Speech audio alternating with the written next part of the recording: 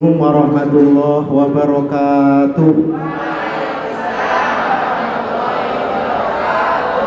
Bismillahirrahmanirrahim.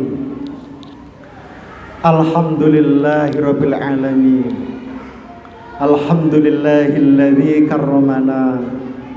karramana bil Mustafa Muhammadin habibina. Ya sayyidus salatu wassalamu alaika ya raufu ya rahimu wal ali qad usri'atil hawaiju bikal udarridul futuhul faruju antal musyafa'u syafi'u syfa'lana indal karim abada wa rabbina amma ba'd. Yang terhormat seluruh ustadz ustadzah SMP Islam Tunas Harapan yang kami banggakan, yang tersayang anak-anakku siswa-siswi kelas 7, kelas 8 dan kelas 9 SMP Islam Tunas Harapan. Alhamdulillah, pagi hari ini Allah selalu memberikan nikmat kepada kita, nikmat jasmani, nikmat rohani, sehingga anak-anak bisa hadir datang ke sekolah untuk belajar, menambah ilmu. Khusus hari ini anak-anak mengikuti kegiatan istimewa, yaitu memperingati kelahiran Nabi kita Rasulullah Muhammad Sallallahu Alaihi Wasallam. Anak-anak tadi sudah diawali dengan membaca sholawat dipimpin oleh Ustadz Anas, Ustadz Hadi, ada Ustadzah Sita, ada Ustadzah Azhar. Kemudian dari teman-teman kalian tadi diwakili oleh Salma, kemudian Almira, ada juga Cinta tadi. Terima kasih kepada semuanya. Insya Allah semuanya akan mendapatkan balasan dari Allah, mendapatkan syafaat Rasulullah.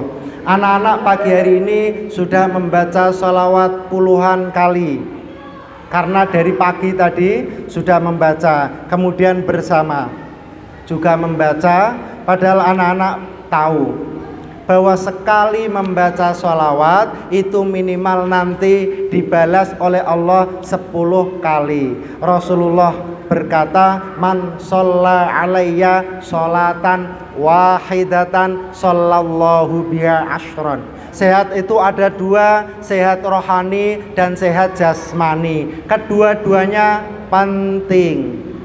Kalau orang itu jasmaninya saja yang sehat, maka tidak akan sampai di sini. Jasmani sehat tetapi rohani tidak sehat, maka dia setiap hari kegiatannya adalah kemana, Mas Hazel? Kalau rohaninya tidak sehat, Mas Rafli, Mas Bintang. Jasmaninya sehat, rohaninya tidak sehat, setiap pagi jalan-jalan di pinggir jalan itu, kadang senyum-senyum sendiri, ada sampah dibuka, kalau ada makanan diambil meskipun makanan itu sudah bau. Jasmaninya sehat tetapi rohaninya tidak sehat. Kebalikannya, rohaninya sehat, jasmaninya tidak sehat, juga tidak bisa sampai ke sini. Hari ini ada sebagian dari teman kalian yang izin karena sakit. Rohaninya sehat, jasmaninya tidak sehat, maka tidak bisa hadir ke sekolah. Karena itulah anak-anak yang pagi ini hadir di sekolah, maka pasti sehat kedua-duanya. Jasmani sehat, rohani sehat. Selanjutnya tadi Ustadzah Hamdiah sudah mengawali tausiah pagi hari ini dengan intinya itu adalah akhlak. Maka pas sekali dengan tema pagi hari ini, memperingati kelahiran Rasulullah Muhammad Sallallahu Alaihi Wasallam. Inti misi utama Rasulullah itu tidak lain adalah untuk menyempurnakan akhlak. Akhlak yang belum baik diperbaiki, akhlak yang sudah baik disempurnakan. Itu misi utama Rasulullah, tidak lain. Karena itulah Rasulullah berkata, berpesan kepada umatnya, innama bu'ithu. Gimana lanjutannya, Mas Anjam? Innama bu'istu liutammima makarimal akhlak. Rasulullah itu diutus untuk umatnya, tujuannya hanya satu, yaitu liutammima makarimal akhlak, untuk menyempurnakan akhlak. Akhlak siapa? Akhlak seluruh makhluk di dunia, utamanya umat Islam. Nah, anak-anak SMP Islam Tunas Harapan seluruhnya muslim, maka tercakup di dalam kewajiban Rasulullah, akhlaknya harus ditata. Tadi Ustazah Dia sudah menyampaikan tentang akhlak. Akhlak atau bahasa Jawanya namanya tata krama, itu adalah perilaku yang baik yang harus dijaga. Anak-anak harus menjaga. Apa yang harus dijaga? Ini untuk diingat-ingat. Yang pertama, dalam hal akhlak yang harus dijaga itu adalah akhlak atau tata krama dalam berkomunikasi lisan. Berkomunikasi apa anak-anak? Lisan. Lisan itu bicara. Contohnya apa? Tadi Ustazah Hamdia sudah menyampaikan, jangan sampai anak-anak itu hobi misuh mengumpat. Kedua, tata krama yang harus dijaga itu adalah tata krama dalam hal bermedsos. Tadi disampaikan Ustazah Hamdia. Yang ketiga, tata krama di dalam bersikap atau berperilaku atau bergerak-gerik. Berangkat ke sekolah, bagaimana langkahnya, pandangan matanya bagaimana, pamit dengan orang tua bagaimana, itu tata krama yang ketiga. Tata krama yang keempat adalah tata krama dalam hal berpakaian. Ini materi yang Ustadz Habib ingin sampaikan. Tadi materi yang kedua sudah disampaikan oleh Ustadz Hamdia. Apa materi yang kedua? Tata krama dalam hal bermedsos. Maka tugas saya tinggal 3, tata krama dalam berkomunikasi lisan. Anak-anak, tadi pesan Ustazah Hamdia, tidak boleh misuh atau mengumpat. Misuh tidak boleh, misuh dengan mengumpat itu sama. Termasuk yang tidak boleh itu adalah mencela. Mengumpat dengan mencela itu berbeda. Bedanya apa? Nah, ini saya kasih tahu. Beberapa kali terutama kelas 7 sudah Ustadz Habib menyampaikan. Kelas 8, kelas 9 sudah pasti Ustadz Habib pernah menyampaikan. Nah, anak-anak, guru agama kalian bukan hanya guru PAI, tetapi seluruh ustadz-ustadzah adalah guru agama kalian, selalu menyampaikan akhlak, menyampaikan pitutur yang baik. Misuh dengan mengumpat itu berbeda. Kedua-duanya itu dilarang. Bagi kalian yang hobi misuh, bagi kalian yang hobi mengumpat, maka nanti balasannya atau ancamannya apa, Mas Bagas? Masuk neraka apa? Neraka wel. Anak-anak pasti sudah hafal semua ayatnya. Bagaimana? A'udzubillahi minasyaitonirrajim. Bismillahirrahmanirrahim. Wailul likulli humazatil lumazah. Stop. Satu tok. Itu kalau kalian amalkan, maka kalian akan damai, tidak akan bertengkar sesama siswa, seteman, sekelas, se-RT, sekampung. Wailun itu artinya celaka. Kalau di akhirat celaka itu maksudnya masuk neraka. Karena itulah menurut ulama, wailun itu merupakan salah satu nama neraka. Neraka apa namanya, Mas Arsyad? Neraka wel. Diperuntukkan bagi siapa neraka wel itu? Bagi banyak orang yang melakukan maksiat. Di antaranya 2. Pertama, humazah. Wailul likulli humazah. Yang kedua adalah lumazah. Humazah itu orang yang suka mengumpat, lumazah itu orang yang suka mencela. Ingat-ingat dulu, nanti Ustaz Habib akan menerangkan apa bedanya mengumpat dengan mencela. Humazah itu mengumpat, lumazah itu mencela. Mengumpat dan mencela itu berbeda, kadang-kadang digabungkan. Mengumpat itu Cara mengenali mengumpat itu adalah nadanya tinggi. Itu mengumpat. Nadanya apa anak-anak? Tinggi. Kalau kalian cerita, misalkan Mas Bintang, di rumah Masya Allah saya punya jangkrik yang banyak. Itu mengumpat apa tidak? Tidak, karena nadanya datar. Beda kalau ada teman kalian, tiba-tiba Mas Abi lewat. Oh, jangkrik. Mengumpat apa tidak? Yang pertama tadi Mas Arsad menyebut saya di rumah punya jangkrik yang banyak. Menyebut kata apa? Jangkrik. Tetapi karena nadanya datar, maka itu bukan mengumpat. Tetapi kalau sebutan jangkrik nadanya dinaikkan, maka itu menjadi mengumpat. Oh, jangkrik. Maaf ya begitu. Itu menjadi mengumpat. Nadanya ditinggikan lagi. Maaf. Oh, goblok.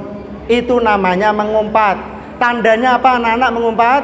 Nadanya ditinggikan. Maka hati-hati anak-anak. Lah nek mengumpat pelan-pelan piye? Oh, jangkrik. Itu menjadi tidak ngumpat, menjadi lucu. Salah orangnya lewat. Maka orang yang hobi mengumpat itu diancam oleh Allah akan dimasukkan apa anak-anak? Mas Ahnaf? Neraka wel naudzubillah. Anak-anak insya Allah tidak ada yang mengumpat. Di sini tidak ada ya. Yang mengumpat itu biasanya anak-anak sana-sana. Anak-anak mana? Saya tadi? Sana-sana. Ingat ya, anak sini insya Allah tidak ada. Mas Hazel tahu anak sana-sana? Daerah mana itu? Meranggen katanya ya. Terus mana lagi? Yang sana-sana masih ada anak SMP yang kadang mengumpat. Ada yang langsung, kadang ada yang medsos. Anak daerah sana ada. Kemudian di sana itu juga ada. Banyak sekali. Mana Mas Abi? Sana diingat. Kalau di sini seandainya ada, maka jangan diteruskan, stop. Itu mengumpat. Kalau mencela bagaimana? Mencela itu membuat istilah yang orang lain tidak suka, meskipun nadanya tidak diangkat. Ingat-ingat, Ustaz Habib berkali-kali, karena ini biasanya komunikasi anak-anak sering seperti itu. Hanya karena perbedaan fisik, perbedaan ekonomi, kalian kemudian mencela. Ada teman yang mau lewat, kalian ayo semuanya berpegangan. Ada gajah mau lewat, nanti kita. Kalau ada temannya badannya besar, itu mencela apa mengumpat? Mencela, ya seperti ini, gitu. Itu namanya mencela, gitu. Ada temannya kulitnya hitam, maaf ya, kulitnya hitam.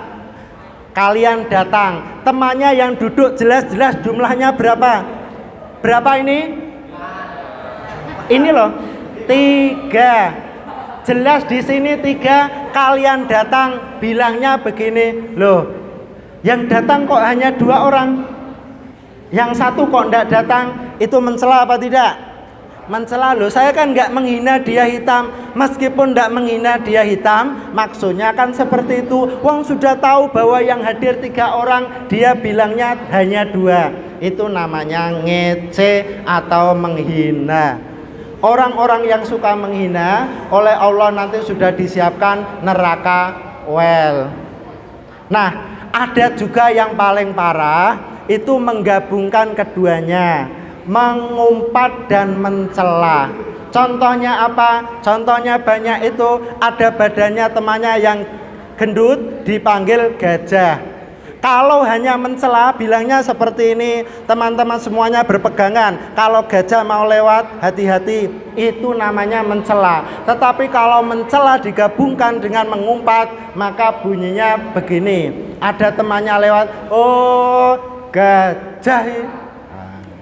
nadanya dinaikkan, itu namanya mengumpat. Dengan istilah gajah itu namanya mencela. Mengumpat dan mencela digabungkan menjadi satu, maka itu paling parah. Anak-anak, Mas Roy, mengumpat dan mencela tahu bedanya ya? Kalau mengumpat berarti menggunakan istilah-istilah apapun, yang penting nadanya dinaikkan. Kalau mencela, istilah yang tidak disukai. Komunikasi lisan, anak-anak, kalau komunikasi yang baik, yang bagus. Oh, ini baru satu, waktunya sudah habis. Insya Allah akan kita lanjutkan di lain waktu. Diingat-ingat, PR-nya kan 4 tadi. 1 sudah Ustadz Habib sampaikan, yang kedua Ustadzah Hamdiah sudah sampaikan, tata krama bermedsos. PR-nya masih 2, tata krama dalam bersikap berperilaku, dan yang terakhir yang keempat, tata krama dalam berpakaian. Gimana? 5 menit lagi. Alhamdulillah, terima kasih Ustaz. Ini ada perpanjangan waktu 5 menit lagi. Kita lanjutkan untuk yang ketiga, sekilas-sekilas saja, waktunya pendek. Yang ketiga adalah tata krama dalam bersikap. Anak-anak, dari bangun tidur kalian harus sudah bertata krama. Tata krama bersikap kepada siapa? Kepada siapapun, kepada Allah, kepada keluarga, termasuk kepada lingkungan. Bangun tidur, lisan kalian yang keluar adalah doa bangun tidur. Alhamdulillahilladzi at'amana. Gimana Mas Arsyad?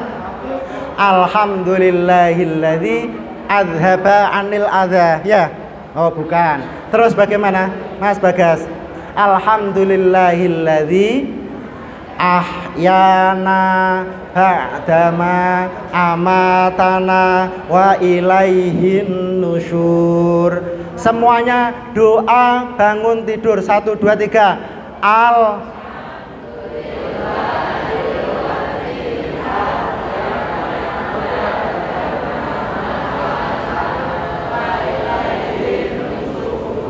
Suaranya tidak begitu keras, ini mungkin lupa. Ada 1, 2, 3 yang belum hafal. 1, 2, 3 itu artinya 123. Padahal yang masuk ini tidak ada 100. Berarti semuanya tidak hafal. Itu bangun tidur. Setelah itu komunikasi dengan orang tua. Kalau kalian melewati depannya orang tua, bilang permisi ma, permisi pa, permisi bu. Jangan ngeloyor saja. Kalau ada tamu, kalian menyuguhkan teh. Halo anak-anak, ada yang pernah menyuguhkan teh untuk tamu? Angkat tangan. Mas Abi pernah? Itu Mas Dava pernah, terima kasih. Anak-anak semuanya, putra putri, perhatikan. Saya tadi tak berdiri. Menyuguhkan tamu itu ada etikanya. Di samping kalian bungkuk, nanti megang gelasnya jangan sampai dipegang atasnya begini. Ini gelas, perhatikan. Mas Dava perhatikan. Ini gelas. Jangan sampai dipegang atas dari sini. Monggo Ustaz Azhar, tidak sopan, apalagi nanti tangannya juga kotor, mengandung COVID. Hati-hati. Tidak boleh lagi tidak begini, tetapi begini. Berarti bibirnya gelas ini kan dipegang. Monggo Ustaz Hadi, itu juga tidak sopan. Yang sopan itu bagaimana? Caranya 2. Yang pertama, peganglah gagang atau pegangannya. Seret, nggak usah bunyi seret, maksudnya gitu. Dipegang, kemudian gagangnya itu diputer, dihadapkan kepada tamu, sehingga tamu itu kan kalau mau minum langsung jerek. Ingat ya, caranya pasti bisa, nanti dipraktekkan ke mama, ke orang tua. Gagangnya dipegang, seret, kemudian diputar. Gagangnya itu diarahkan ke tamunya atau ke orang tua. Itu ya anak-anak. Itu cara menyuguhkan termasuk etikanya seperti itu. Masih satu, lain waktu insya Allah ini juga sangat penting tata krama dalam hal berpakaian. Demikian kita berdoa dulu, anak-anak duduknya yang anteng. Duduk yang anteng, kita berdoa mudah-mudahan segala penyakit dijauhkan dari kita dan keluarga. Anak-anak sehat lahir batin, bisa bersekolah, orang tua bisa mencari ilmu, lancar mencari rizki, lancar rizkinya. Al-Fatihah. A'udzubillahi minasyaitonirrajim. Bismillahirrahmanirrahim. Alhamdulillahirabbil alamin arrahman. Iyyaka na'budu wa iyyaka nasta'in. Ihdinas siratal mustaqim. Bismillahirrahmanirrahim. Alhamdulillahirabbil alamin. Hamdan yuwafi ni'amahu yukafi mazida. Ya Rabbana lakal hamdu kama yanbaghi jalali wajhika wa 'azimi sultanik. Allahumma shalli ala sayyidina Muhammad wa ala ali sayyidina Muhammad. Allahumma fa'na bima 'allamtana wa 'allimna ma yanfa'una wa zidna ilma. Allahumma ij'alna waj'al auladana wa talamidana min ahli al-'ilmi wa ahli al-khair wa la taj'alna wa iyyahum min ahli al-sharri wa dhair. Rabbana hab lana min azwajina wa dhurriyyatina qurrata a'yun waj'alna lil muttaqina imama. Rabbana atina fid dunya hasanah wa fil akhirati hasanah wa qina adzabannar. Walhamdulillahirabbil alamin. Wabillahi taufiq wal hidayah. Wassalamualaikum warahmatullahi wabarakatuh.